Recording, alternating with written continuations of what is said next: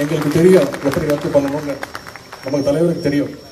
அதை சொன்னா கூட இந்த ஆட்சியாளர் பாருங்க, எதுவுமே சொந்த புத்தியும் கிடையாது.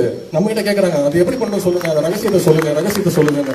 என் மகன் சொன்னது எல்லாம் பொய், நம்ம துணை முதலமைச்சர் சொன்னதெல்லாம் பொய், ஓட்டுக்காகத்தான் என் மகன் பொய் சொன்னாங்கிற மாதிரி நம்முடைய முதலமைச்சர் ஸ்டாலின் அவர்கள் இன்னைக்கு சட்டசபையில் என்ன சொல்லிவிட்டாருன்னா, அவங்க பையன் சொன்னார்ல, நீட்டை ஒழிப்பதற்கான ரகசியம் எங்களுக்கு மட்டும்தான் தெரியும், எனக்கும் என் தந்தைக்கு மட்டும்தான் தெரியும், நாங்கள் வந்த உடனே கையெழுத்து நீட்டு விளக்குதான்னு சொன்னார். யாரு?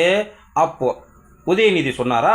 இன்னைக்கு என் பையன் சொன்னது பொய், அதெல்லாம் நடக்காது, மத்திய அரசு தான் நீட்டிலேருந்து விலக்கு கொடுக்க முடியும், எங்களுக்கு அதுக்கு சம்மந்தம் இல்லை அப்படின்னு நீ சட்டசபையில் வளரி கொட்டி தன் புள்ளையை மாட்டி விட்டார். யார்? முதல்வர் ஸ்டாலின் அவர்கள். முதல்வர் ஸ்டாலின் அவர்களே, நீங்கள் நினச்சாலும் சரி, உங்கள் மாநில அரசு நினச்சாலும் சரி, மத்திய அரசு நினச்சாலும் சரி, பிரதமர் நினச்சாலும் சரி, நீட்டெல்லாம் யாராலையும் ஒழிக்க முடியாது. ஏன்னா நீட்டை கொண்டு வந்தது சுப்ரீம் கோர்ட்டு. சுப்ரீம் கோர்ட்டு நினச்சா மட்டும்தான் நீட்டை ஒழிக்க முடியும். நீங்கள் தேவையில்லாமல் மத்திய அரசு மேலேயும் மோடி அரசு மேலேயும் பழிய போடுறது மக்களை மீண்டும் மீண்டும் ஏமாற்ற செயல்.